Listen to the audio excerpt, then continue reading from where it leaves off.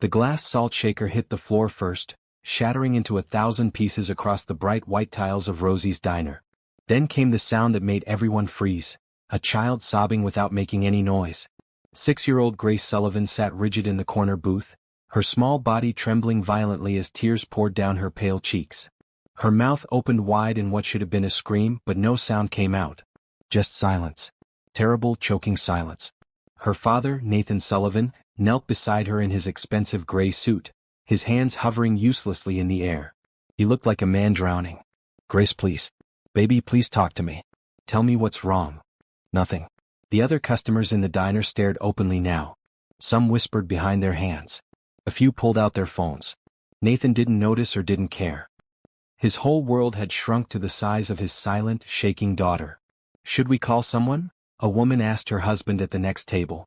"That's Nathan Sullivan," the husband whispered back. "The billionaire. The one who owns Sullivan Tech." "Well, all his money isn't helping her now, is it?" Nathan heard that. His jaw tightened, but he focused on Grace. "Sweetheart, we can leave. We can go home. Just tell me what you need." Grace's small hands clenched into fists. Her breathing came in sharp, silent gasps. The tears kept falling, dripping onto her bright yellow dress, the one Nathan had bought hoping to see her smile. She hadn't smiled in 3 months. Behind the counter, Imani Thompson wiped down the coffee machine and watched the scene unfold. She was 28 years old, with warm brown skin and kind eyes that had seen too much sadness for someone so young. She wore the diner's standard uniform, a simple blue dress with a white apron. Her dark hair was pulled back in a neat ponytail. "Should I go over there?" she asked her coworker Jerry. Jerry shook his head quickly. "That's Nathan Sullivan. Rich people don't like when regular folks get in their business." But Imani couldn't look away. Something about the little girl pulled at her heart. She recognized that kind of pain. She'd felt it herself once, years ago, when her own world fell apart. Grace's trembling got worse. Her small body jerked like she was having some kind of attack. Nathan's face went white with fear. "Grace, I'm taking you to the hospital." He started to lift her. That's when Imani moved. She didn't think about it. She didn't consider that this man had more money than she'd see in 10 lifetimes. She didn't worry about getting in trouble. She just walked over, grabbed a bottle of chocolate syrup from behind the counter and approached the booth. "Excuse me," she said softly. Nathan looked up, his blue eyes red-rimmed and desperate. "Please, not now. I think I can help." Imani knelt down so she was at Grace's eye level. The little girl's brown eyes were wild with panic, unfocused. "You don't understand," Nathan said, his voice breaking. "She hasn't spoken in 3 months. The doctors say it's trauma. Nothing works. Nothing helps." Imani pulled a clean white napkin from her apron pocket. She opened the chocolate syrup bottle and, with careful strokes, drew a simple heart on the napkin. Then she slid it across the table until it sat right in front of Grace. For a moment nothing happened. The diner held its breath. Then Grace's eyes flickered. Just a tiny movement, but they focused on the chocolate heart. Her trembling slowed just slightly. Imani drew another heart on a second napkin. This one was bigger, messier. She pushed it next to the first one. Grace's small hand moved. Slowly, like it weighed 100 pounds, she reached out and touched the chocolate with one finger. She looked at the brown smudge on her fingertip, then at Imani. Imani smiled gently and drew a third heart. This time she drew it on the table itself, right in front of Grace. The chocolate formed a perfect shape on the clean white surface. "Hearts are special," Imani said quietly. "They can hold all the feelings you can't say out loud. The scared feelings, the sad feelings, the angry feelings. All of them fit inside a heart." Grace stared at her. The tears still fell, but slower now. Her breathing evened out. Nathan watched, not daring to move or speak. He'd spent the last 3 months trying everything. Child psychologists, medications, toys, trips, promises. Nothing reached her. But this stranger with a bottle of chocolate syrup was somehow breaking through. Imani drew another heart, then handed Grace a second bottle of chocolate syrup. "Want to try?" Grace's small fingers closed around the bottle. She looked at the table, then at the chocolate hearts Imani had drawn. Very slowly, very carefully, she squeezed the bottle. A thin line of chocolate came out. It didn't look like much. Just a wobbly line. But Grace kept going, and gradually, shakily, the line became a heart. It was the most beautiful thing Nathan had ever seen. "That's perfect," Imani said. "That's a beautiful heart." Grace looked up at her. Her lips moved, forming words without sound. Imani leaned closer. You can tell me. I promise I'll listen. The entire diner had gone completely silent. Even the cook had come out of the kitchen to watch. Grace's mouth moved again. This time, the softest whisper emerged. Just one word, barely audible. Broken. Nathan made a sound somewhere between a laugh and a sob. His daughter had spoken. After 3 months of silence, she had finally spoken. Imani nodded seriously. Your heart feels broken? Grace nodded, tears still streaming. That's okay, Imani said. Broken hearts can heal. I know because mine was broken once too. But we can fix them. Want to know how? Grace nodded again. With more hearts, Imani said simply. Every time you feel broken, we draw a heart. And little by little, all those hearts add up until you feel whole again. Grace stared at her for a long moment. Then, in that same whisper, she said, Will you help me? This time Nathan did cry. He dropped his head into his hands as relief flooded through him. Imani smiled at Grace. Of course I will. I promise. Nathan looked up at the stranger who had just given him back his daughter. I don't know who you are, but I'll give you anything. Name it. Anything at all. Imani stood up, still holding Grace's gaze. I'm just a waitress. My name is Imani Thompson. I'm Nathan Sullivan. He stood too, wiping his eyes. And I need your help. Whatever it takes. Please. I'm begging you. Help my daughter. Most people would have hesitated. They would have made excuses, worried about the complications, considered the impossibility of the situation.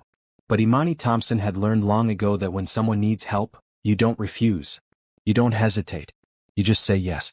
Okay, she said. I'll help. Nathan stared at her. Just like that. Just like that. Imani looked at Grace. We're going to get through this together. All 3 of us. Grace drew another chocolate heart on the table. This one was steadier than the first. Outside the diner, the afternoon sun shone brightly through the large windows, casting everything in clear, clean light. Inside, something impossible was beginning. A billionaire, his broken daughter, and a waitress with a bottle of chocolate syrup. None of them knew it yet, but this was the moment everything would change. The other customers slowly returned to their meals, whispering about what they'd just witnessed. Jerry came over with a cloth to clean up the broken salt shaker. Patricia Martinez, an elderly woman in the booth behind them, smiled to herself. She'd worked as a housekeeper for 40 years and knew a good heart when she saw one. Nathan reached into his wallet and pulled out a business card. His hands shook as he handed it to Imani. This is my number. My address. Everything. When can you start? I work until 6, Imani said. I can come by after that. Perfect. Nathan looked at Grace. Did you hear that, sweetheart? Miss Imani is going to come visit us. Grace nodded. She picked up a napkin and very deliberately drew a heart with the chocolate syrup. Then she pushed it across the table to Imani. Imani took it carefully. I'll keep this safe. It's my first heart from you. For the first time in 3 months, Grace's lips curved into the tiniest smile. Have you ever seen someone so broken they couldn't even speak their pain? Grace's silence screamed louder than any words ever could. What would you do if you saw a child suffering like this? Would you walk away or would you reach out with whatever you had, even if it was just chocolate syrup? Comment below and tell me what you think about Imani's courage to help a stranger. And if this story is touching your heart already, subscribe so you don't miss what happens next. Trust me, you'll want to see how this unfolds. Imani stood outside the Sullivan mansion at 7 that evening, staring up at the enormous white structure with its massive windows and perfectly manicured lawn. Her old car looked out of place in the circular driveway, next to Nathan's sleek black vehicle and what appeared to be a luxury SUV. This was a mistake. What was she thinking? She was a diner waitress who lived in a small apartment above a laundromat. What could she possibly offer these people? But before she could turn around and leave, the front door opened. Nathan stood there in casual clothes, jeans and a simple blue shirt, looking more human than he had in the diner. More vulnerable. Imani. Thank you for coming. He walked down the steps to meet her. Please come inside. Mr. Sullivan, I'm not sure. Nathan, he corrected. Please call me Nathan. And please come in. Grace has been asking about you every 5 minutes since we got home. That decided it. Imani followed him inside. The house was nothing like she expected. Yes, it was huge and obviously expensive, but it wasn't cold or sterile. The walls were painted in warm creams and soft whites. Bright artwork hung everywhere, clearly chosen by someone who loved color. Through the large windows, natural light flooded every room. Grace, Nathan called. Miss Imani is here. The sound of small feet running echoed through the house. Then Grace appeared at the top of the stairs, wearing blue pajamas covered in yellow stars. She rushed down, stopping just short of Imani. "You came," Grace whispered. "I promised I would." Imani knelt down. "And I keep my promises." Grace held out her hand. In it was a piece of paper with dozens of chocolate hearts drawn on it. Some were messy, some were neat, but all of them had been created with careful attention. "I made these for you," Grace said softly, "because you're fixing my broken heart." Imani felt tears prick her eyes. "These are beautiful. Thank you." An older woman appeared from what looked like the kitchen. She had gray hair pulled back in a bun and wore comfortable clothes, a red blouse and black pants. "I'm Patricia Martinez," she said warmly. "I'm the housekeeper here. It's nice to meet you, Miss Thompson." "Imani, please." "Then call me Patricia." The older woman smiled. "I've worked for Mr. Nathan for 5 years now. Never seen him look as hopeful as he did when he came home today. You've done something special." Nathan gestured toward the living room. "Can we talk?" "Grace, why don't you show Imani your room first?" Grace grabbed Imani's hand and pulled her toward the stairs. Her small hand felt warm and trusting in Imani's larger one. They climbed to the second floor and entered a bedroom that looked like something from a magazine. The walls were painted a cheerful yellow. A large bed with a green comforter sat against one wall. Shelves full of toys and books lined another. But despite all the bright colors and expensive things, the room felt sad somehow. Unlived in. "I don't play much anymore," Grace said quietly as if reading Imani's thoughts. "Nothing feels fun." Imani sat on the edge of the bed. "Tell me about your heart. Tell me why it feels broken." Grace climbed up next to her. For a long moment she was silent. Then in a whisper she said, "My mommy left. She said she didn't love Daddy anymore. She said she was going away. I asked if I could come too, but she said no. She just left. And then Daddy was always sad and always working, and I thought maybe if I was quiet enough, he wouldn't leave too." Imani's heart broke for this little girl. "Oh, sweetheart. Your daddy isn't going to leave you. He loves you so much." "But everyone leaves," Grace said. "Mommy did. My teacher at my old school when we moved. My friend Hannah when her family went to another city. Everyone." "I'm not going to leave," Imani said firmly. "Not unless you tell me to go." Grace looked up at her with those big brown eyes. "Promise?" "I promise." "Will you help me draw more hearts? Until I feel better?" "Every single day if you want." Grace threw her small arms around Imani's waist and hugged her tight. Imani hugged her back, feeling this child's pain as if it were her own. When they came back downstairs, Nathan was in the kitchen with Patricia. The older woman was making tea while Nathan paced nervously. "She told me why she stopped talking," Imani said quietly. Nathan stopped pacing. "Her mother. The leaving. The fear that everyone will leave." Nathan sat down heavily at the kitchen table. "The divorce was ugly. I tried to shield Grace from it, but my ex-wife didn't care who she hurt. She was angry, vindictive. She left for another man, someone younger, wealthier. She packed her things one day while Grace was at school. When Grace came home she was just gone. I tried to explain, but how do you explain that to a 6-year-old? You can't," Imani said. "You just love them through it." "I've been trying. I've taken her to 5 different therapists. I've reduced my work hours. I've tried everything." Nathan looked up at her. "But in one afternoon you reached her in a way no one else could. I need you to work with her. Full-time. Name your price." Most people would have negotiated. Would have played hard to get or asked for time to think. But Imani saw the desperation in Nathan's eyes and the hope in Grace's face, and she knew what her answer had to be. "I'll do it," she said. "But I need to give notice at the diner. 2 weeks. I'll pay you triple what they pay you for those 2 weeks. You can quit tomorrow." Imani shook her head. "That wouldn't be right. Jerry and the others depend on me. I'll work out my notice properly. But I can come here every evening until then, and all day on my days off." Nathan looked at her with something like wonder. "You're really going to help us?" "I said I would." Imani turned to Grace. "Want to draw some hearts now?" Grace nodded eagerly and ran to get paper and chocolate syrup from the kitchen. Patricia set a cup of tea in front of Imani. "You're a good woman," she said softly. "This family needs you." For the next 2 hours, Imani and Grace sat at the kitchen table drawing hearts. They used chocolate syrup, markers, crayons, paint. Nathan sat with them, just watching, occasionally wiping his eyes. "Each heart is different," Imani explained to Grace. "Just like feelings. Some are big, some are small. Some are perfect, some are messy. But they're all important. Grace drew a tiny heart. This is a scared heart. Okay. What's it scared of? Being alone. Imani drew a bigger heart around the small one. See? This bigger heart protects the scared one. That's what people who love you do. They protect your heart. Grace looked up at Nathan. Daddy protects my heart? Every single day, Nathan said, his voice thick. I'll always protect your heart, baby. Grace drew a huge heart and wrote Daddy inside it in wobbly letters. By the time Imani left that night, Grace had filled 10 pages with hearts. She hugged Imani goodbye at the door and whispered, "See you tomorrow?" Tomorrow, Imani promised. In her car, driving home to her small apartment, Imani wondered what she'd gotten herself into. But then she thought about Grace's smile, the first real smile the child had managed in months, and she knew she'd made the right choice. Her phone buzzed. A text from Nathan. Thank you doesn't begin to cover it.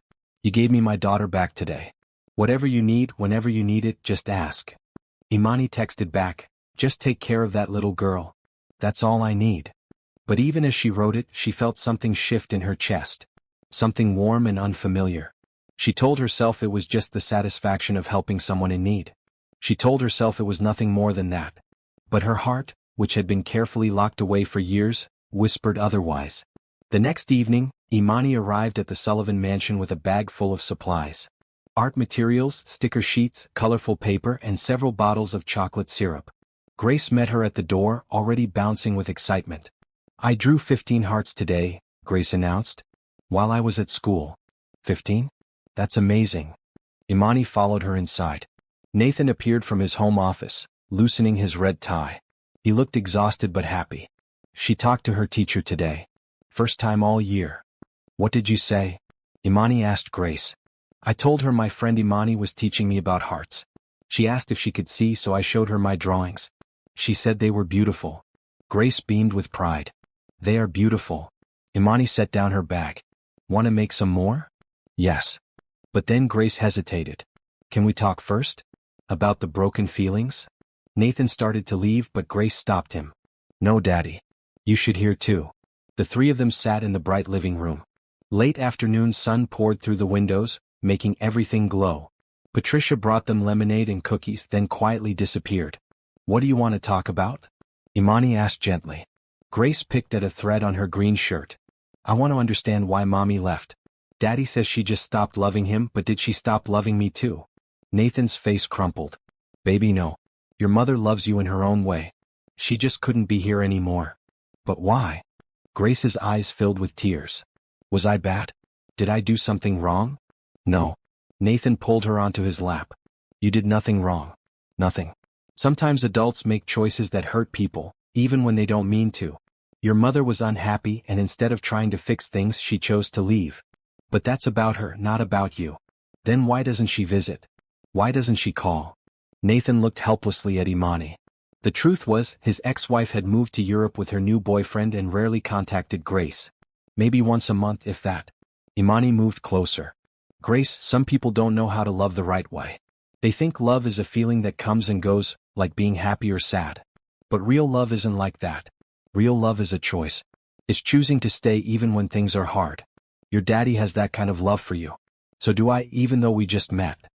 How can you love me already? You don't even know me. I know you're brave, Imani said. I know you're kind. I know you have a hurt heart that you're trying to heal. That's enough for me to love you. Grace was quiet for a moment. Then she said, tell me about your broken heart. You said yours was broken too. Imani took a deep breath. She hadn't talked about this in years. When I was a little older than you, my daddy left. He walked out one day and never came back. My mama raised me by herself. She worked 3 jobs to keep us fed.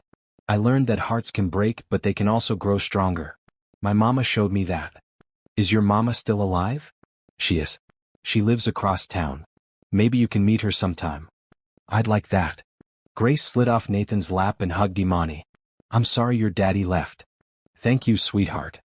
Nathan watched them, seeing how naturally Imani connected with his daughter. Imani, I need to ask you something. When your 2 weeks are up at the diner, would you consider moving in here? We have a guest house out back. Completely private.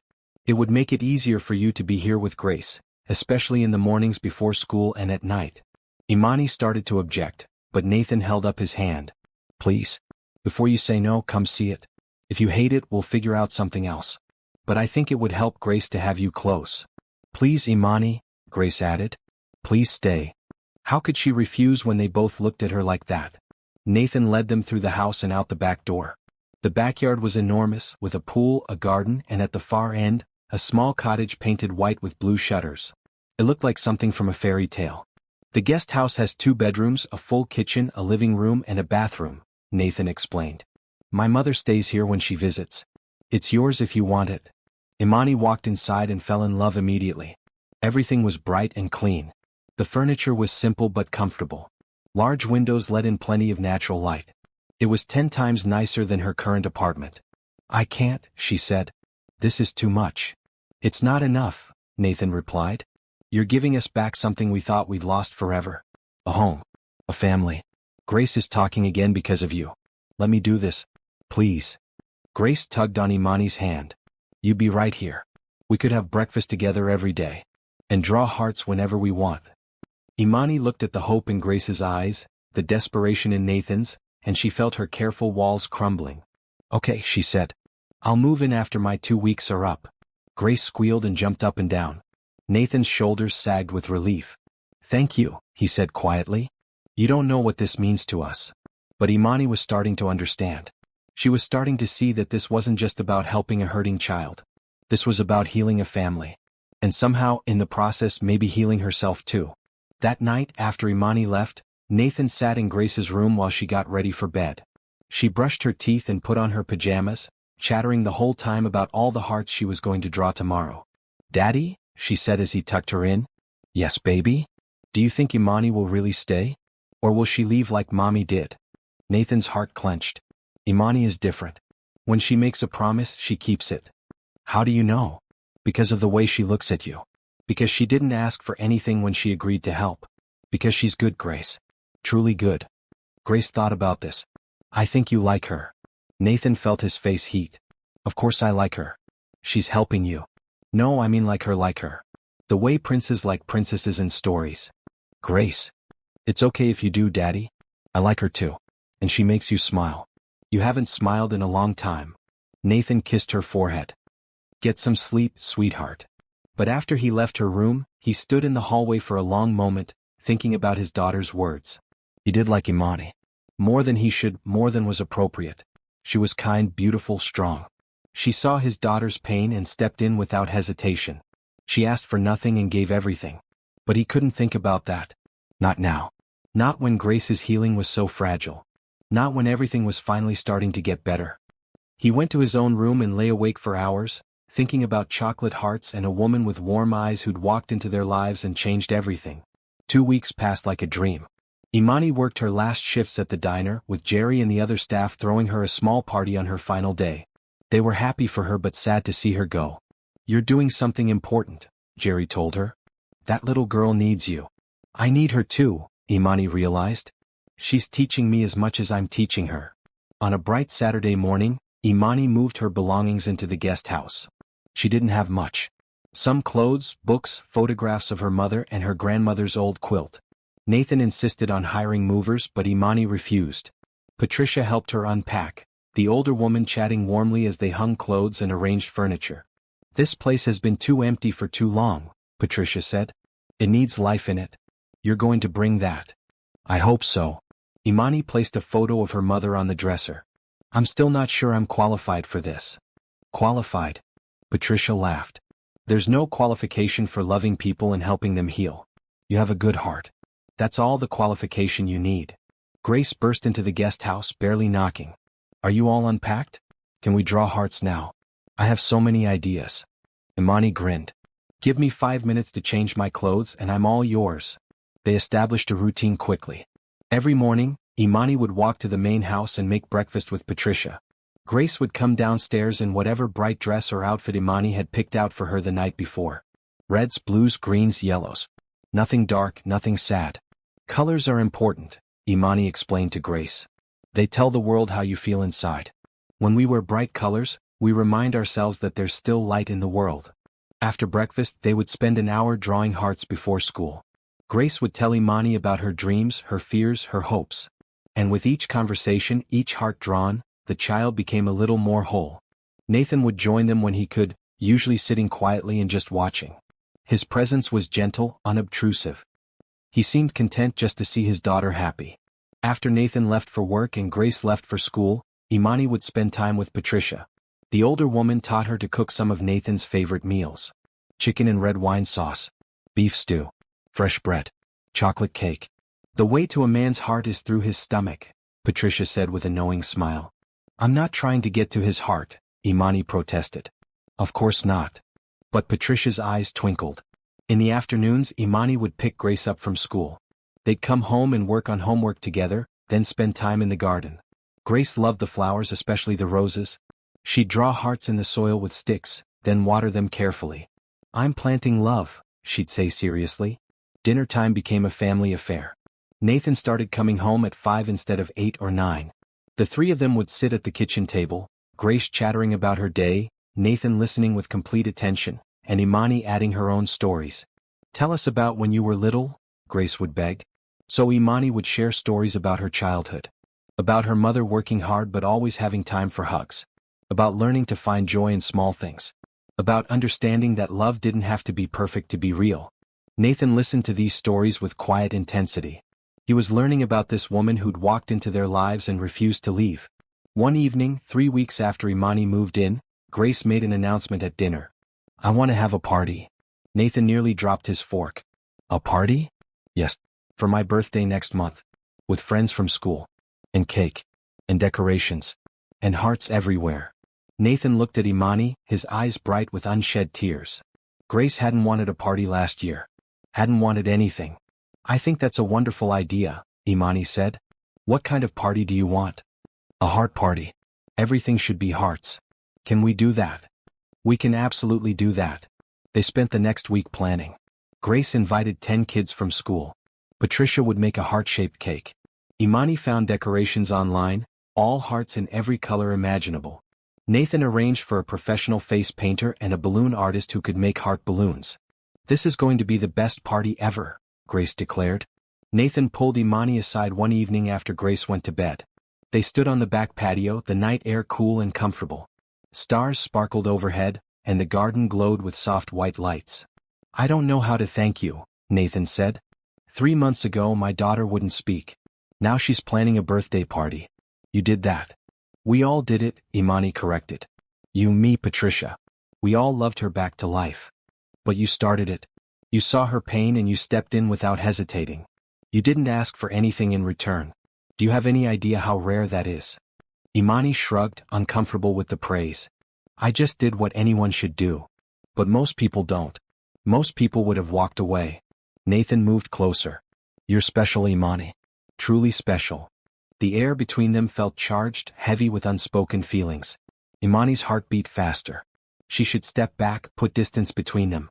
But she couldn't move. "Nathan." "I know." He stepped back himself, running a hand through his hair.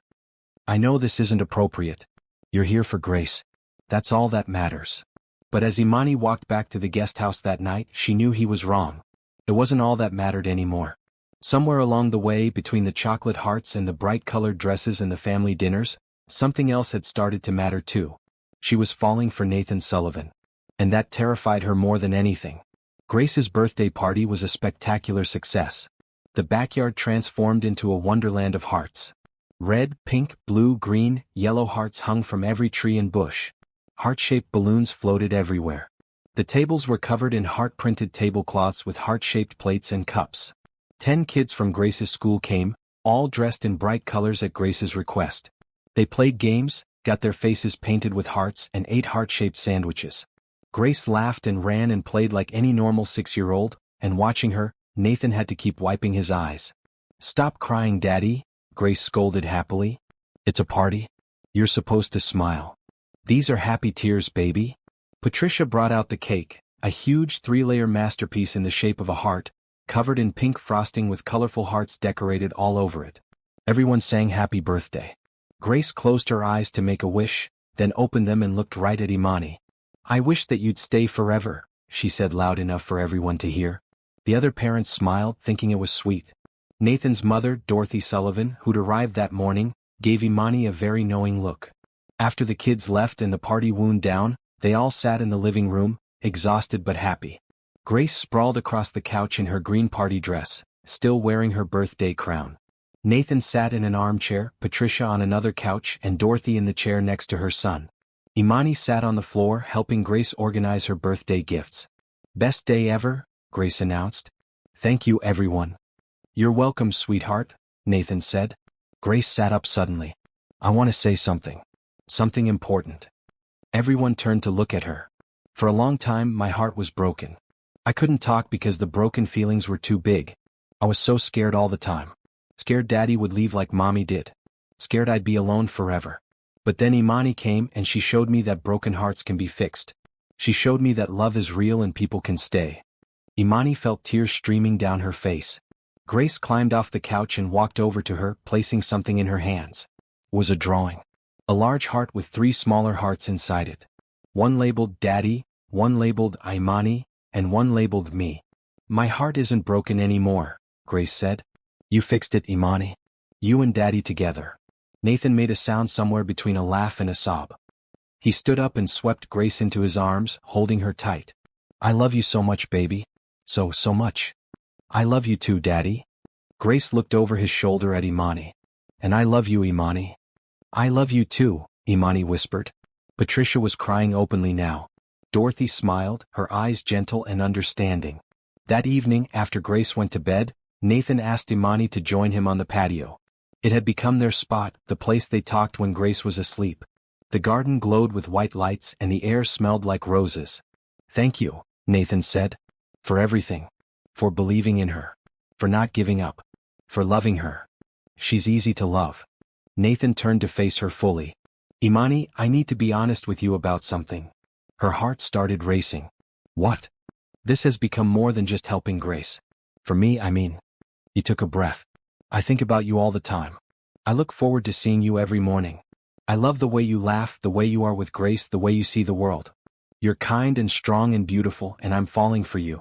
I think I've been falling since the day you drew that first chocolate heart." Imani's breath caught. "Nathan. I know the timing is terrible. I know you're here for Grace. I know I shouldn't complicate things. But I can't keep pretending I don't feel this way. If it makes you uncomfortable, I understand. You can move back out, we'll figure out a different arrangement. But I had to tell you the truth." Imani's mind raced. She should say no. Should tell him this was inappropriate. Should protect herself the way she'd been protecting herself for years. But then she thought about Grace's drawing. 3 hearts together. A family. "I'm falling for you too," she said softly. "I've been trying not to. I've been telling myself it's just gratitude or proximity or something else. But it's not. It's real." Nathan stepped closer. "Really? Really? You're nothing like I thought a billionaire would be. You're humble and kind. You love your daughter with everything you have. You see people really see them. You saw me when I was just a waitress in a diner, and you treated me like I mattered. You do matter. You matter so much." They stood there in the soft white light, surrounded by hearts that Grace had hung in the trees, and something shifted between them. Something deep and permanent. "Can I kiss you?" Nathan asked. Imani nodded, not trusting her voice. He cupped her face gently and kissed her. It was soft and sweet and full of promise. It tasted like hope and possibility and new beginnings. When they pulled apart, they were both smiling. "I should probably tell you something," Imani said. "I was engaged once. To a man who had money. He treated me like a possession, not a partner. He wanted to control everything about me. It took me a long time to leave him and even longer to trust again. I would never treat you that way. You're not a possession. You're an equal. A partner. Someone I admire and respect." "I know. That's why I'm letting myself fall." They sat together on the patio for hours talking about everything.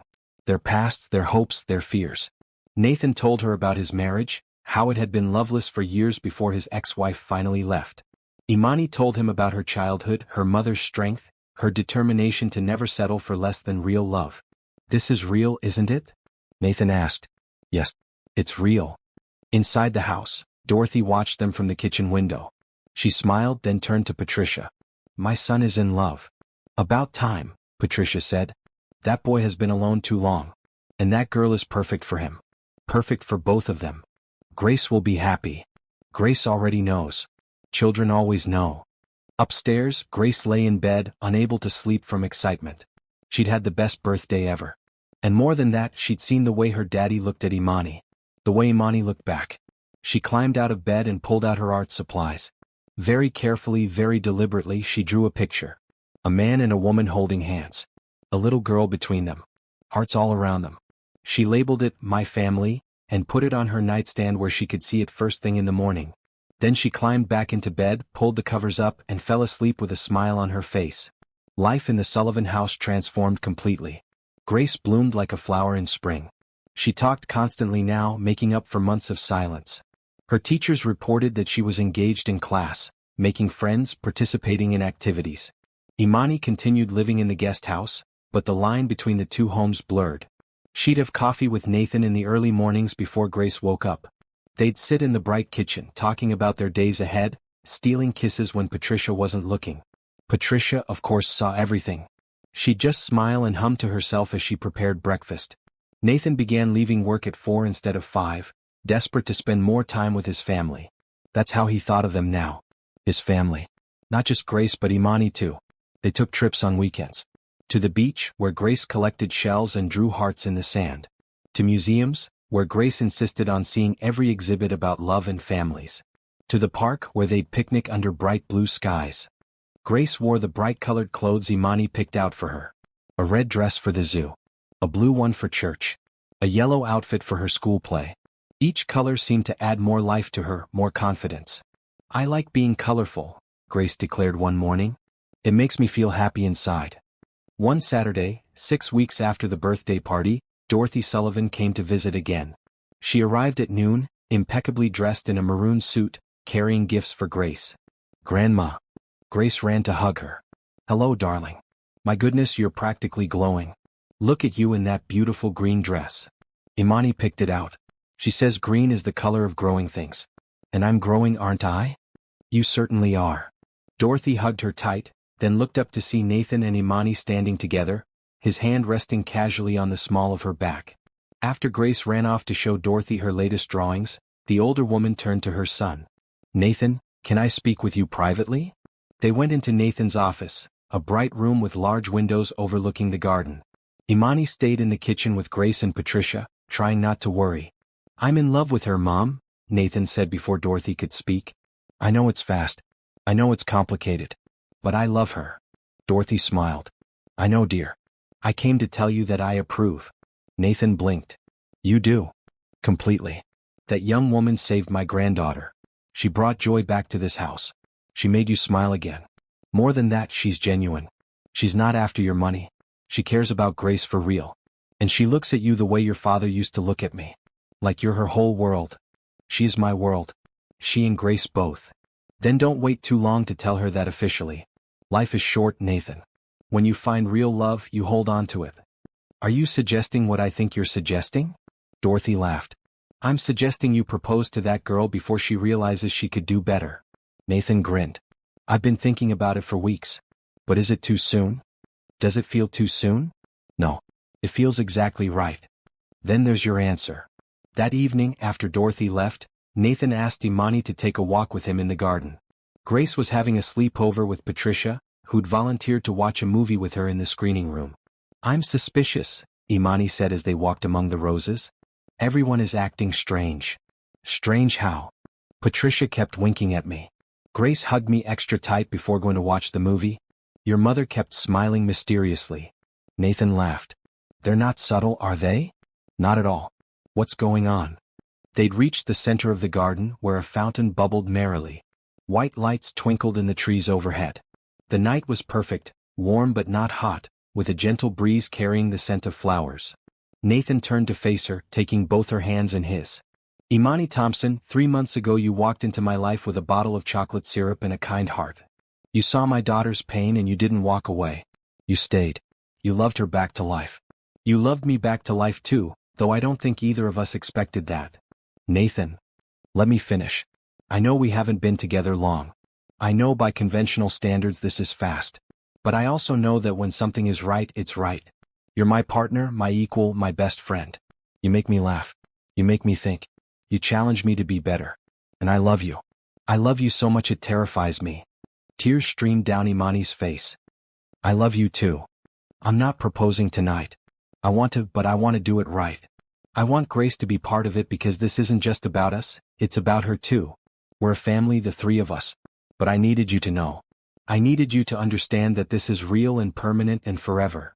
Imani threw her arms around his neck and kissed him. When they pulled apart, they were both crying and laughing at the same time. I was so scared, Imani admitted. Scared this was too good to be true. Scared you'd realize I'm just a girl from the wrong side of town who happened to know how to draw chocolate hearts. You're so much more than that. You're everything. They walked back to the house hand in hand. In the screening room, they found Patricia and Grace asleep on the couch, though Grace's eyes were definitely peeking open. Nice try, Nathan said. I know you're awake. Grace sat up, grinning. Did you tell her you love her? I did. And did she say it back? She did. Grace jumped off the couch and hugged them both. This is the best day ever. Even better than my birthday. Patricia smiled from the couch. I think it's time for me to go home. You three have some family time to enjoy. After Patricia left, the three of them sat together in the living room. Grace between Nathan and Imani, all of them close and comfortable. Tell me about when you were little, Grace said to Imani as she often did. So Imani told stories. About her mother singing while doing dishes. About learning to find beauty in simple things. About believing in love even when it seemed impossible. Your mama sounds wonderful, Grace said. Can we visit her tomorrow? Imani looked at Nathan, who nodded. I'd love to meet her, he said. So the next day, they drove across town to the small apartment where Beverly Thompson lived. She answered the door in a bright yellow dress, her face lighting up when she saw her daughter. Baby girl. She hugged Imani tight. Mama, these are my friends. Nathan and Grace Sullivan. Beverly looked at them with shrewd, kind eyes. Then she smiled. Friends, huh? Come in, come in. The apartment was small but spotlessly clean, decorated with photographs and handmade quilts. Beverly had made fresh lemonade and cookies. Grace was fascinated by the pictures of young Imani. You were so little. Just like you, Beverly said. And just as full of life. My Imani was always drawing and painting. She saw beauty everywhere. She still does, Nathan said. She taught Grace that. Beverly studied him for a long moment. You love my daughter. It wasn't a question, but Nathan answered anyway. Very much. And you? Beverly turned to Imani. You love him. Yes, Mama. Good. Good. Beverly sat down with a satisfied smile. It's about time you let someone in, baby. After that last fool broke your heart, I thought you'd never trust again. Nathan isn't like him. He's kind. He sees me. I can tell. Beverly looked at Grace. And this little angel. Tell me, sweetheart, how do you feel about my Imani? I love her, Grace said simply. She fixed my broken heart. Beverly's eyes filled with tears. Did she now? With chocolate hearts. Lots and lots of chocolate hearts. They spent the afternoon there trading stories and laughter. Beverly cooked dinner, filling the small apartment with delicious smells. She told embarrassing stories about young Imani, making Grace giggle and Nathan laugh. As they were leaving, Beverly pulled Nathan aside. You hurt my girl, billionaire or not, I'll come after you. Nathan smiled. I won't. I promise you that. I believe you. Don't know why, but I do. Beverly hugged him. Welcome to the family. In the car on the way home, Grace fell asleep in the back seat, exhausted and happy. Nathan drove with one hand, holding Imani's with the other. Your mother is wonderful, he said. She is. She raised me right. She raised you perfect. They drove home through the bright afternoon, three hearts beating in harmony. The weeks that followed were some of the happiest of Nathan's life. He woke up every morning eager to see Imani and Grace. Work became something he did between the moments that really mattered. His business partners noticed the change. At board meetings he was calmer, more present, more decisive. He smiled more. He listened better. He led with confidence tempered by compassion. What happened to you? His CFO asked after one particularly productive meeting. You're like a different person. I'm just happy, Nathan said simply. At home, the three of them fell into comfortable routines. Breakfast together. Grace going to school. Nathan at work. Imani taking care of the household and preparing lessons for Grace. Afternoons in the garden. Dinners filled with laughter. Bedtime stories where all three of them would pile onto Grace's bed. Grace thrived. Her teacher sent home glowing reports. She'd made best friends with two girls in her class, Sophie and Rachel. She joined the school art club. She volunteered to read aloud during story time. "I'm not scared anymore," she told Imani one day. "Not of anything. That's because you know you're loved. Really loved. By you and Daddy. And Grandma. And Beverly. And Patricia. I have so many people who love me now. You always did, sweetheart. You just couldn't see it before." One evening, Nathan's mother called and asked if she could visit for dinner. She arrived carrying a photo album which she set on the kitchen table after the meal. "I thought it was time Grace saw some pictures of her father when he was young," Dorothy said. They spent an hour looking through the album. There was Nathan as a baby, a chubby toddler, a gap-toothed boy. Pictures of him playing sports, graduating high school, starting his first business. "You were cute, Daddy," Grace said. "Were?" Nathan pretended to be offended. "You're handsome now." "That's different." Imani laughed. "She's got you there." Dorothy flipped to a picture of a young Nathan with his father. "Your grandfather would have loved you," she told Grace. "He died before you were born, but he would have adored you." "What was he like?" "Kind. Funny. He worked hard but always made time for family. He taught Nathan that success means nothing if you don't have people to share it with." Nathan looked at Imani. "Dad would have loved you too. He always said I'd know when I met the right person because she'd make me want to be better." Dorothy smiled knowingly. "Speaking of which, Nathan, have you given any thought to what we discussed?" "Every day." "What did you discuss?" Imani asked. "Nothing," Nathan said quickly. But Grace, with the perfect timing of children, said, "Grandma thinks Daddy should marry you." Silence fell over the kitchen. Patricia, who'd been cleaning up, froze with a dish in her hands. Dorothy covered her laugh with a cough. Nathan turned red. Imani stared at Grace. "She does." "Uh-huh. I think so too. Then you'd be my real mama. Not like my birth mama who left, but my forever mama who stays." Imani's eyes filled with tears. "Grace, I already am your forever mama. Marriage doesn't change that. But it would be nice, wouldn't it? Then we'd really be a family forever and ever." Nathan found his voice. "Grace, that's between Imani and me to discuss." "I know. But I wanted to tell her how I feel. I want her to marry us. Both of us." Imani knelt down to Grace's level. "If your daddy asks me someday, I'll say yes. But that's something that has to happen when the time is right. Is now not the right time?" "Now is perfect. But let your daddy decide when to ask, okay?" Grace nodded, then hugged Imani tight. "Okay. But tell him to hurry up." After Grace went to bed, Nathan and Imani sat on their patio, their usual spot. The garden glowed with lights and the fountain bubbled softly in the background. "I'm sorry about that," Nathan said. "Grace has no filter sometimes. Don't apologize. She's honest. I love that about her. Still, that's not how I wanted you to find out I've been thinking about proposing." Imani smiled. "You've been thinking about it?" "Constantly. I have the ring already. I've had it for 2 weeks." "You do?" Nathan pulled a small box from his pocket.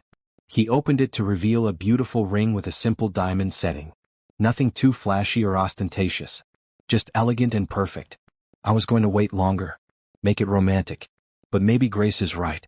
Maybe now is the right time." Imani's heart pounded. "Nathan." He got down on one knee right there on the patio. "Imani Thompson, I love you. I love your kindness, your strength, your beautiful heart. You saved my daughter and you saved me. Will you marry us? Both of us? Will you be Grace's mother and my wife? This is the moment you've been waiting for. The question that changes everything. Will Imani say yes? Will she accept this family and this love without hesitation?" If you're on the edge of your seat right now, hit that subscribe button so you don't miss the beautiful conclusion of this story. And comment below, what would you say if someone offered you their whole heart like this? Let me know your thoughts. Imani didn't hesitate. She didn't second guess or worry or overthink. She just said, "Yes. Yes, I'll marry you. I'll marry both of you." Nathan slipped the ring onto her finger, then stood and kissed her. They held each other close, crying and laughing at the same time. "I can't believe this is real," Imani whispered. "It's real. We're real. This family is real." The sound made them turn. Grace stood at the patio door in her pajamas, grinning from ear to ear. She said yes. "You're supposed to be asleep," Nathan said. "I couldn't sleep. I was too excited." Grace ran over and hugged them both. "We're getting married. All of us." Patricia appeared behind Grace, also in her night clothes. "I heard the commotion. Congratulations. Were you all awake?" Nathan asked. "Your mother went home, but yes, Grace and I were waiting to hear what happened." Patricia grinned. We're invested in this story. They all laughed, standing together in the bright glow of the garden lights.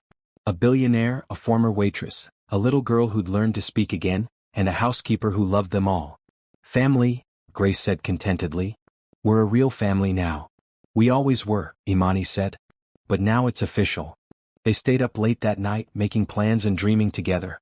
Grace wanted a wedding in the garden with hearts everywhere. Patricia offered to make the cake.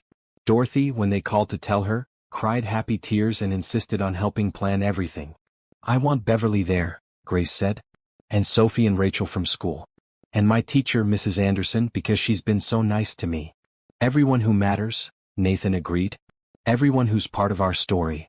As Imani walked back to the guest house that night, engagement rings sparkling on her finger, she thought about how far she'd come. From a small apartment and a job at a diner to this. To love. To family. To home. She'd been terrified to trust again after her last relationship. Terrified to believe that love could be real and lasting. But Nathan had proven her wrong. He'd shown her that real love was patient and kind and generous. That it lifted you up instead of controlling you. And Grace had taught her that broken hearts could heal. That hope was real. That family was something you built, not something you were born into. She looked at the ring on her finger and smiled. 3 months ago, she'd drawn a chocolate heart for a silent child. Now she was going to be that child's mother. Life was strange and beautiful and full of surprises. She went inside, called her mother, and told her the news. Beverly cried and laughed and said she'd known all along. That man loves you right, Beverly said. And you love him right back. That's all that matters. I'm getting married, Mama? Yes, you are. And I'm so happy for you, baby. So happy. That night, Imani fell asleep with the ring on her finger and a heart full of joy. Tomorrow would bring new plans and new excitement. But tonight she just savored the moment. The perfect, impossible, beautiful moment. The next few weeks were a whirlwind of wedding planning.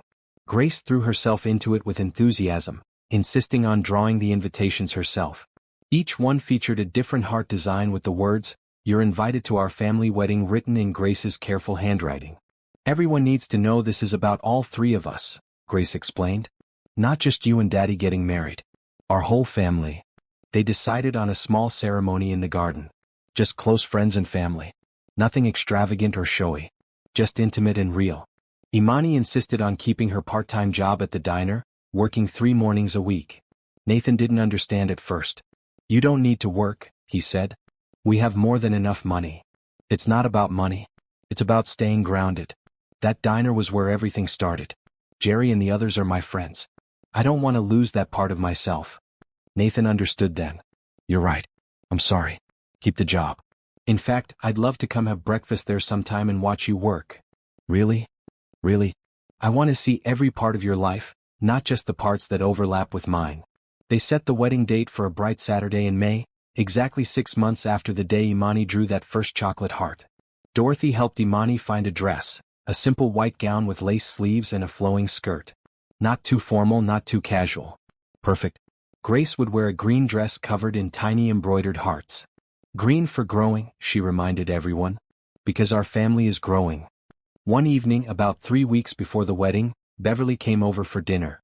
She'd become a regular fixture at the house, often helping Patricia in the kitchen or sitting in the garden with Grace teaching her to embroider. After dinner, while Nathan helped Grace with her homework, Beverly pulled Imani aside. You sure about this, baby? Really sure? More sure than I've ever been about anything. He's good to you? He doesn't try to control you or change you. Mama, he encourages me to be myself. He loves me for who I am, not who he wants me to be. He's nothing like Jerome.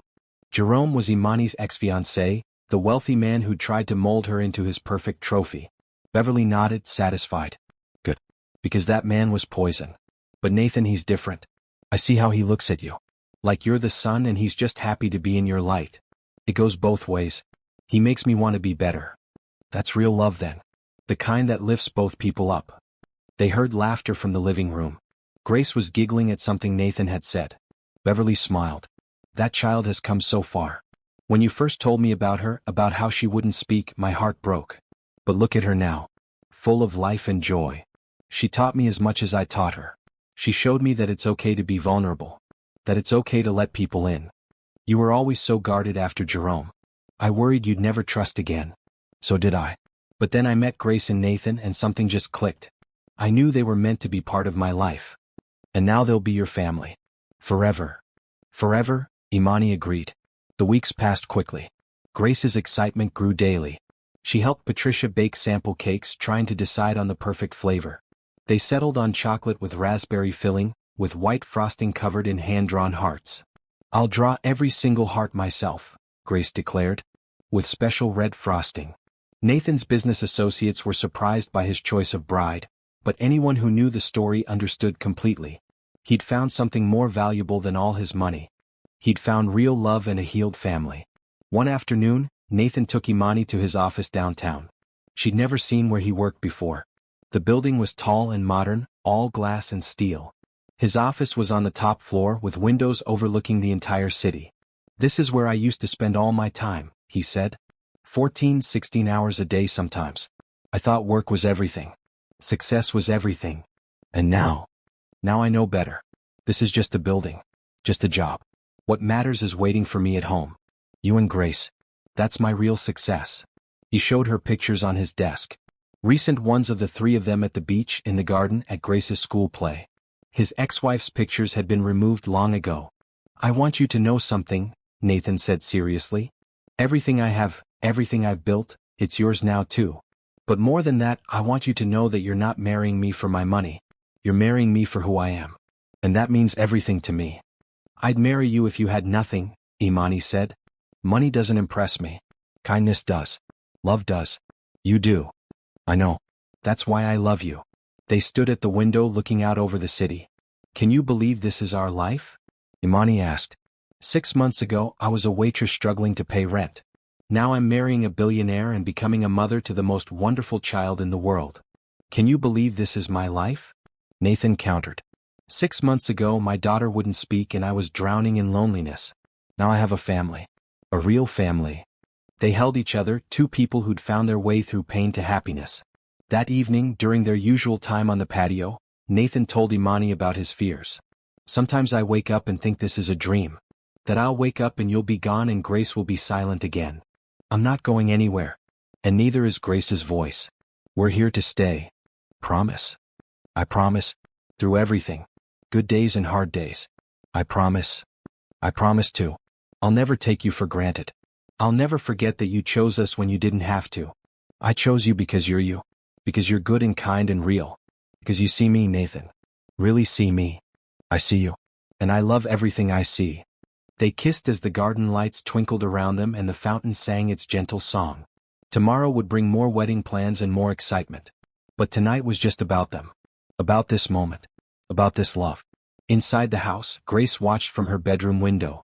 She saw her father and Imani kissing, saw them holding each other close, and she smiled. "They're happy," she told Patricia, who'd come upstairs to check on her. "They are. Because of the hearts. Because love is real." "Yes, sweetheart. Because love is real." Grace climbed into bed, pulling the covers up. "Patricia, do you think my birth mama ever thinks about me?" Patricia sat on the edge of the bed. "I'm sure she does, honey. Does she know I'm happy now? Does she know I have Imani? I think wherever she is, some part of her knows you're loved and safe. That's what matters. I used to be angry at her. For leaving. But I'm not anymore. Because if she hadn't left, maybe Daddy wouldn't have taken me to that diner. And maybe I wouldn't have met Imani. So maybe it all happened the way it was supposed to."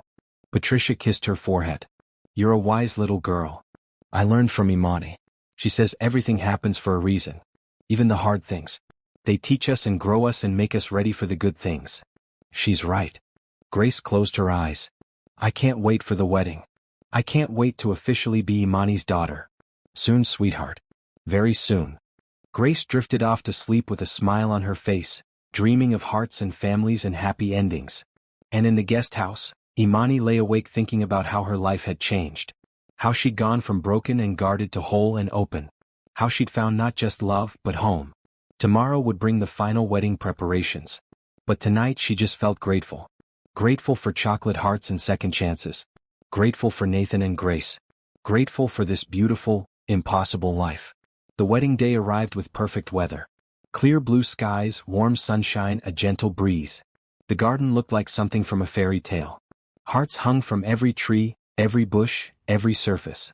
Red, pink, blue, green, yellow, purple hearts in every size. The chairs were decorated with heart-shaped pillows. The arch where Nathan and Imani would exchange vows was covered in flowers arranged in heart patterns. Grace had been up since dawn, too excited to sleep. She helped Patricia with last-minute details, making sure every heart was perfectly placed. "This is the most important day ever," Grace declared. "Everything has to be perfect." "It's already perfect, sweetheart," Patricia said. "Because the love is real. That's all that matters." At 10 o'clock the guests started arriving. Beverly came early wearing a beautiful yellow dress with a matching hat. She cried when she saw the garden. "My baby is getting married," she said to Patricia. "Your baby is getting the life she deserves," Patricia replied. Dorothy arrived with Nathan's business partners and their families. Grace's friends Sophie and Rachel came with their parents, wearing bright-colored dresses. Mrs. Anderson, Grace's teacher, arrived with a gift wrapped in heart-printed paper. Jerry and the other staff from the diner came, dressed in their Sunday best. "Never thought I'd see the day," Jerry said to Imani when she peeked out from the house. "Our Imani marrying a billionaire. I'm not marrying him because he's a billionaire. I'm marrying him because he's Nathan. We know that. Anyone can see the way you two look at each other. That's the real thing." At 11 o'clock the ceremony began. Nathan stood under the arch in a simple gray suit with a blue tie. Grace stood next to him in her green dress, holding a basket of rose petals shaped into hearts. The music started. Everyone turned to watch. Imani walked down the aisle on Beverly's arm. Her white dress caught the sunlight, making her look like she was glowing. She carried a bouquet of red roses arranged in, of course, a heart shape. Nathan's eyes filled with tears the moment he saw her. This was real.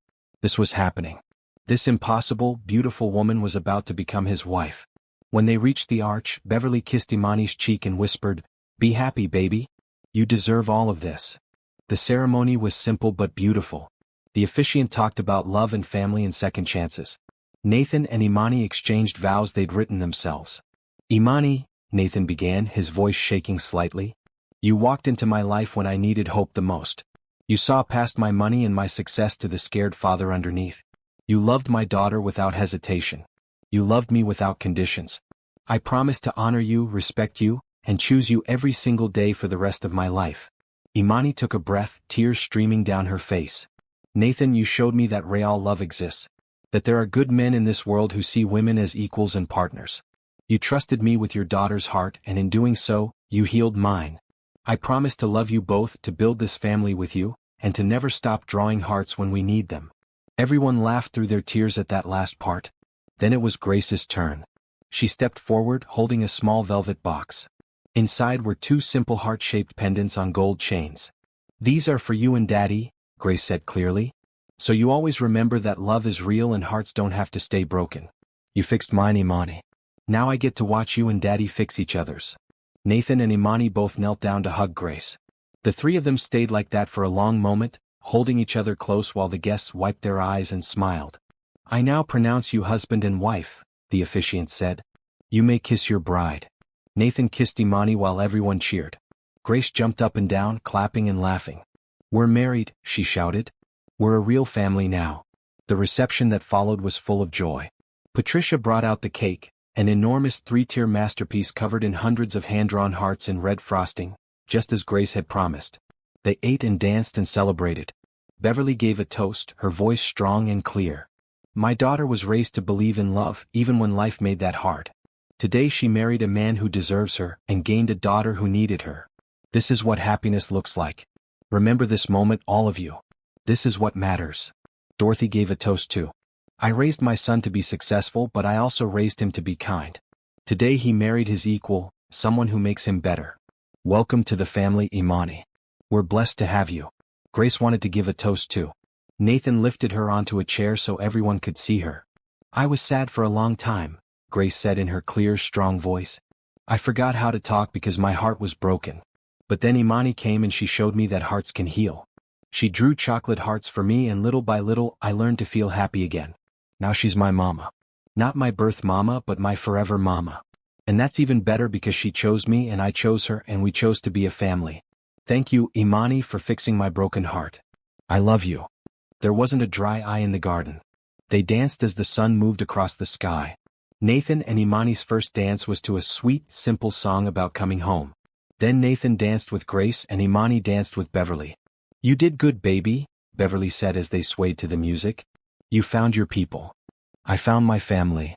"Yes, you did. And they're lucky to have you." As the afternoon turned to evening, the guests started to leave. Jerry hugged Imani tight. "Don't forget about us regular folks now that you're rich." "Never. Your family too." Sophie and Rachel promised Grace they'd see her at school on Monday.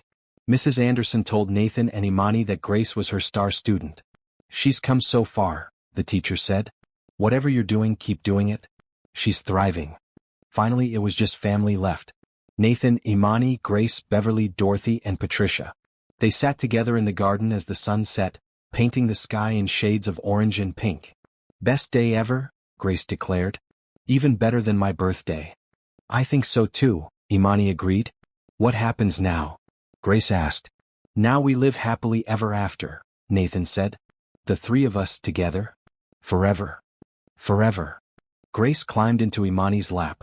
"Tell me the story of how we became a family." So Imani told the story. About a little girl who couldn't speak. About chocolate hearts drawn on napkins. About how love can heal even the deepest wounds. Grace had heard it before, but she never got tired of it. "And we all lived happily ever after," Grace said when Imani finished. "Right? Right." As the stars came out and the garden lights twinkled to life, the new family sat together. They'd all been broken in their own ways. But they'd found each other, and in finding each other, they'd found healing. "Thank you," Nathan said to Imani later, after Grace had been tucked into bed and the others had gone home. They stood on their patio, the place where he'd proposed, where they'd had so many important conversations. For what? For saying yes. For choosing us. For not giving up on Grace when everyone else had. For loving me when I didn't think I'd ever love again. "You don't have to thank me. You gave me just as much. You gave me a daughter. A family. A home. You showed me that real love exists. We saved each other, didn't we?" "Yes. We saved each other." They kissed under the stars, surrounded by hearts that Grace had hung in the trees. Two people who'd been lost, now found. Two hearts that had been broken, now whole. Inside the house, Grace lay in bed, unable to sleep from happiness. She pulled out her art supplies and drew one final picture. All three of them together. Nathan and Imani holding hands. Grace in the middle. Hearts all around them. And at the top, in careful letters, she wrote, "My forever family." She put the picture on her nightstand and closed her eyes, finally ready for sleep. Tomorrow would start their new life together. But tonight she just savored this perfect day. This day when everything became official. This day when they went from being three separate people to being one family. As she drifted off to sleep, she smiled. Because she knew now that hearts don't have to stay broken. That love is real. That families are built on choice and commitment and chocolate hearts drawn with care. And she knew with absolute certainty that she would never be alone again. 1 month after the wedding, life had settled into a beautiful rhythm. Imani officially adopted Grace, making her legally her daughter. The courthouse ceremony was small but meaningful, with just close family present. Grace cried happy tears as the judge signed the papers. "You're really my mama now," she said, hugging Imani tight. "I was always your mama. This just makes it official." Nathan went back to work full-time, but he kept his promise to leave early every day. He never missed dinner with his family. Never missed bedtime stories. Never let work become more important than the people he loved. Imani continued her part-time work at the diner. Nathan would often stop by for breakfast, sitting at the counter and watching her work with a smile on his face.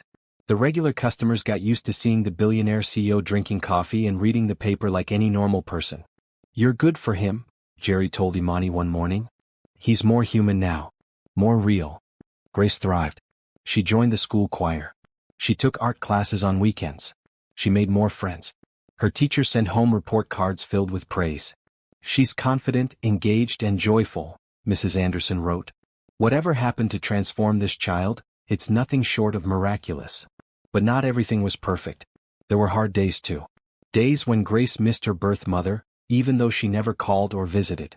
Days when old fears crept back in, making Grace quiet and withdrawn. On those days, Imani would sit with her and they'd draw hearts. Lots of hearts.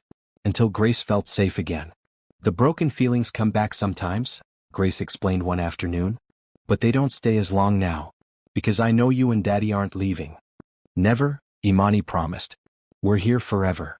Beverly became a regular fixture at the house. often staying for dinner or helping with Grace's homework. Dorothy visited twice a month, always bringing gifts and stories. Patricia continued to run the household with warm efficiency, though now she was more like family than an employee. "This house feels alive again," Patricia told Imani one day. "For so long it was just a building. Now it's a home. That's because it's filled with love. Yes, real love. The kind that lasts." One Saturday afternoon, exactly 7 months after that first day in the diner, the doorbell rang. Nathan answered it to find a woman standing there. She was in her late 30s, blonde, dressed expensively. He recognized her immediately. His ex-wife. "Hello, Nathan," she said. "Can I come in?" Nathan's jaw tightened. "What are you doing here, Melissa?" "I came to see my daughter. I've been reading about your new life in the society pages. Your wedding. Your new wife. You look happy. We are happy. What do you want?" "I want to see Grace. I'm her mother." "You gave up that right when you walked out." Melissa's face hardened. "I still have legal rights. I want to renegotiate our custody agreement. I want Grace to spend summers with me in Europe." Nathan felt his blood run cold. "Absolutely not. You can't stop me. I'll take you to court." Imani appeared behind Nathan, Grace at her side. The little girl had heard the voices and come to investigate. When she saw Melissa, she froze. "Grace," Melissa said, her voice softening. "Hi, sweetheart. Look how big you've gotten." Grace grabbed Imani's hand tightly. "Who is she, Mama?" Melissa flinched at the word, Mama. "It's me. Your mother." "No," Grace said clearly. "You're the woman who left. Imani is my mama. She stayed." "Grace, I'm sorry I left. But I'm here now. I want to spend time with you." "No thank you." Melissa looked shocked. "What?" "I said no thank you. You left me when I needed you. You didn't call. You didn't visit. You didn't care if I was sad or scared or lonely. But Imani did. Imani fixed my broken heart. You broke it." Tears streamed down Melissa's face. "I made mistakes, but I'm your mother. You have to forgive me." "I do forgive you," Grace said with a wisdom beyond her years. "But I don't want you in my life. You made your choice. Now I'm making mine." Nathan knelt down to Grace. "Are you sure, baby? If you want to see her, we can work something out." "I'm sure, Daddy. I have a mama. I have you. I have our family. That's all I need." Imani's eyes filled with tears. She'd never loved Grace more than she did in this moment. Melissa stood there, stunned. Then she reached into her purse and pulled out some papers. "I brought these. They're from my lawyer. Petitioning for joint custody." Nathan stood. "You can bring all the lawyers you want. Grace is old enough to tell a judge what she wants. And she just told you. You abandoned her. Imani legally adopted her. We have a family now. A real family. And you're not part of it. This isn't over." "Yes, it is." Nathan's voice was firm but not angry. "You had a chance to be her mother. You chose to leave. Now accept the consequences of that choice." Melissa looked at Grace one more time. "I do love you. In my way." "That's not enough," Grace said simply. "Love means staying. Mama Imani taught me that." Melissa left without another word. Nathan closed the door and immediately scooped Grace into his arms. "I'm so proud of you. So proud." "I was scared," Grace admitted. "But then I remembered the hearts. I remembered that I'm not alone anymore." Imani hugged them both. "You're not alone. You'll never be alone again." That evening, after Grace went to bed, Nathan sat with his lawyers on a conference call. They assured him that Melissa's petition would be denied. Grace's wishes would be respected. The adoption was final and legal. "She can try to fight this," the lawyer said. "But she won't win. Not after abandoning the child for nearly a year." Nathan hung up and found Imani in the kitchen making hot chocolate. He wrapped his arms around her from behind. "Thank you," he said. "For what?" "For being the mother Grace needed. For loving her so completely that she felt brave enough to stand up for herself today. She didn't need me to be brave. She is brave. She always was. She just needed to remember it. Still, you gave her that. You gave us both that." They took their hot chocolate out to the patio. The night was cool and clear. Stars twinkled overhead. The garden glowed with soft lights. "Do you think Melissa will try again?" Imani asked. "Maybe. But it doesn't matter. Grace knows who her family is. That's all that counts." They sat in comfortable silence for a while. Then Nathan said, "I never imagined this life. A year ago I was miserable. My daughter wouldn't speak.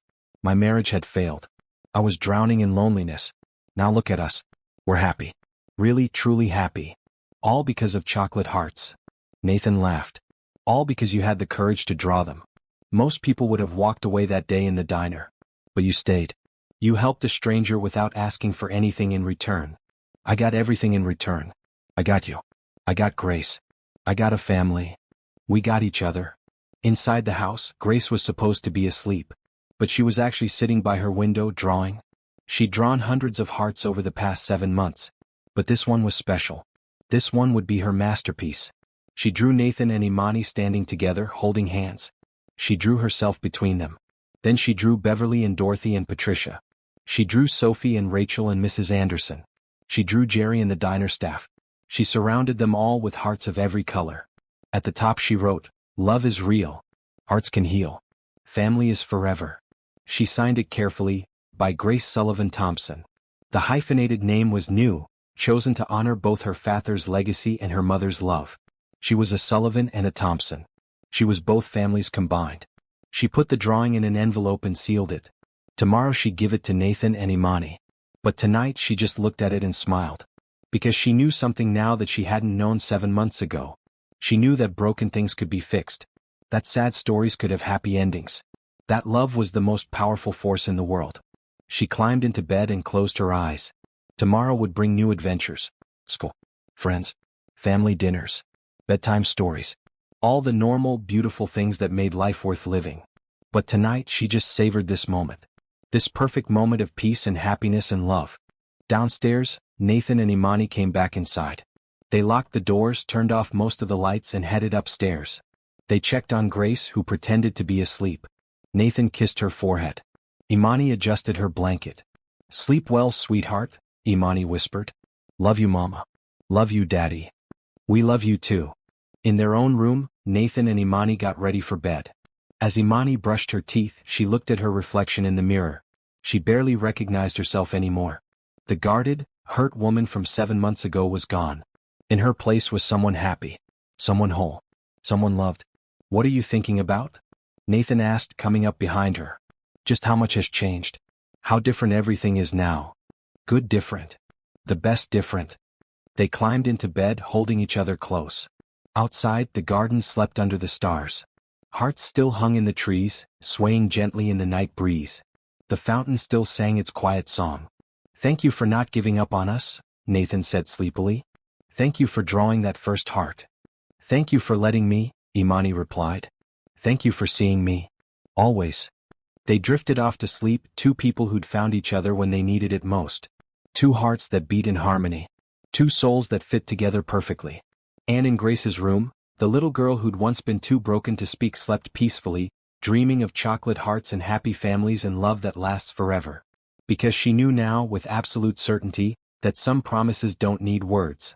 Some promises are written in chocolate and drawn with care and kept with love. And those promises, the ones made from the heart, are the ones that last forever.